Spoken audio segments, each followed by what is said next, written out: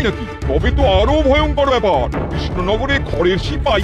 আর কি চাই জাহাপানা, মানে একেবারে খোলাখুলি ধরা পড়ে গেছে। ওহ, এই মন্ত্রীর জন্য লজ্জা এবার আমার মাথাটা কাটা যাচ্ছে। মনে হচ্ছে না এক্ষুনি ওকে দূর করে দিই রাজ্য থেকে। শোনো কৃষ্ণচন্দ্র, এইসব লোক ঠকানো কায়দা আমার সাথে চলবে না। পুতুল নয়, সত্যিকারের সৈন্যদের কুচকাওয়াজ দেখবো আমি, নাহলে সবাইকে কচু বানিয়ে ছাড়বো। এমনিতেই জাহাপানার কাছে খবর আছে যে অস্ত্র ভান্ডার ফাঁকা, রাজ্যের নিরাপত্তা বেপাত্তা হয়ে গেছে। ও, তলে তলে এই খবরও পৌঁছে গেছে। এই মরেছে, এবার তাহলে কি করি?